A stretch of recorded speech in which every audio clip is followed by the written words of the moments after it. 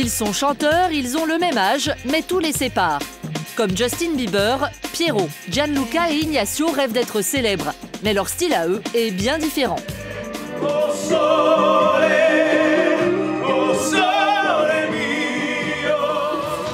Des voix d'hommes dans des corps de gamins de 17 ans, les trois garçons sont devenus en 2 ans les nouvelles coqueluches de leur pays, l'Italie. On va bientôt le retrouver dans les bacs, le premier single des 3 ténors sorti tout droit d'une émission de télé-réalité. 3 chanteurs de 15 ans découverts par Tony Renis partent à la conquête des États-Unis.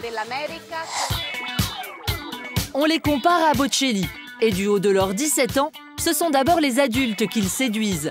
Des grands de 30 ans de plus qu'eux, à qui ils donnent la chair de poule. Vous pourriez nous chanter une petite chanson? Vous êtes vraiment très doués. Merci beaucoup. Magnifique. Ce sont les futurs Pavarotti ou Bocelli, c'est sûr.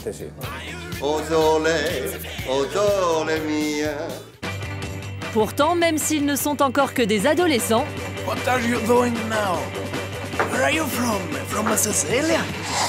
ils n'ont plus la vie des copains de leur âge. Un précepteur et un professeur d'anglais les suivent dans tous leurs déplacements. J'aimerais bien traduire la chanson de Sting. Ok, allons-y. Pourtant, à 17 ans seulement, les garçons comprennent peu à peu les rouages du métier et se conduisent déjà en vrais pros. On peut marcher dans le sens contraire du vent? C'est à cause de mes cheveux. Oh, toi et tes cheveux. Alors comment vit-on cette célébrité soudaine en pleine adolescence? Pourquoi s'être lancé dans ce registre insolite pour des jeunes de cet âge? Les 3 chanteurs en herbe ne rêvent-ils pas de devenir un jour l'idole des jeunes? Rome, 9 h du matin. Gianluca, Pedro et Ignacio sont l'attraction de l'aéroport. Vous êtes tous siciliens? Ça alors, c'est pas croyable. Ils débarquent à Rome pour fignoler la sortie mondiale de leur nouvel album. Après l'Italie, ils veulent conquérir le reste de l'Europe et les États-Unis. Car depuis 2 ans, les 3 gamins cartonnent dans leur pays. Je suis ravie de vous avoir rencontré. Merci beaucoup. C'est qui ceux-là? Tu sais, c'est des chanteurs. Mais qu'est-ce que tu regardes à la télé? Pourtant, malgré le succès, certains jeunes ont encore du mal à les reconnaître. Car la musique de Il Volo, ce n'est pas vraiment ce qu'ils écoutent habituellement à la radio. Funiculi, funicula, funiculi, funicula. Goppaia mea, funiculi, funicula.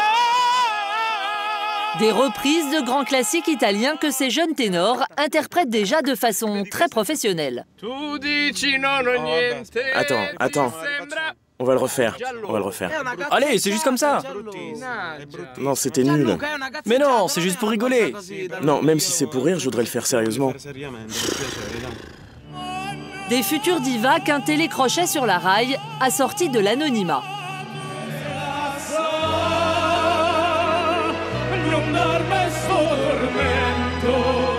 Les 3 gamins ont alors 15 ans et ne se connaissent pas.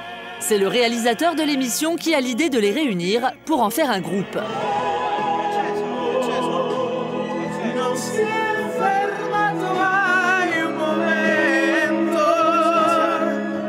L'association détonnante de 3 voix exceptionnelles, un succès immédiat.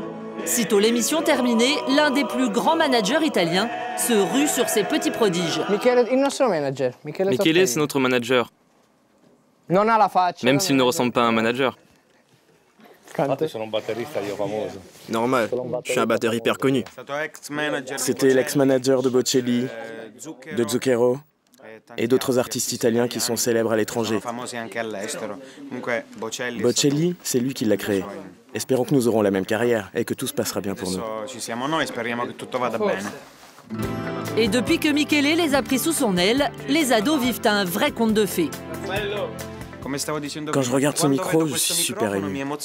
Quand je suis entré ici pour la première fois, la première chose à laquelle j'ai pensé, c'est « je suis en train de réaliser mon rêve ». Et Piero n'est pas prêt de se réveiller, car leur carrière démarre fort.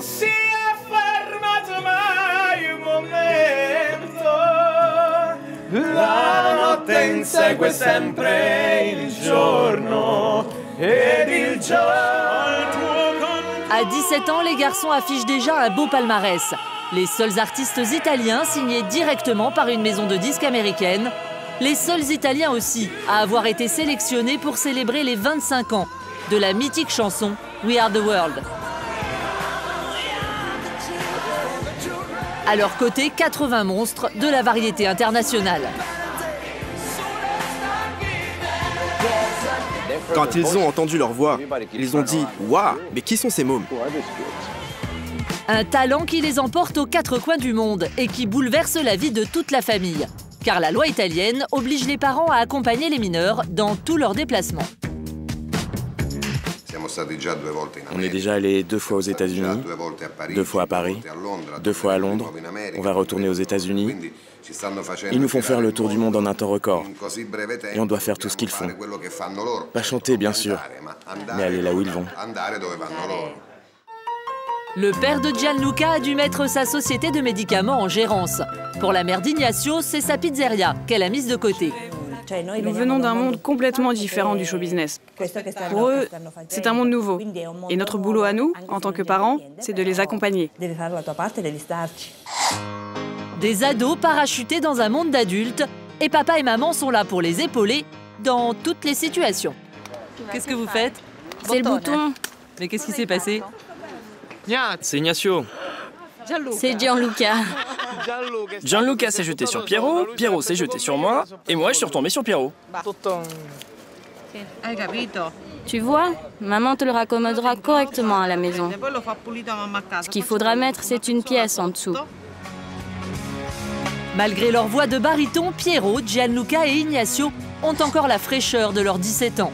Car s'ils maîtrisent parfaitement leur partition, ils font encore quelques couacs en interview.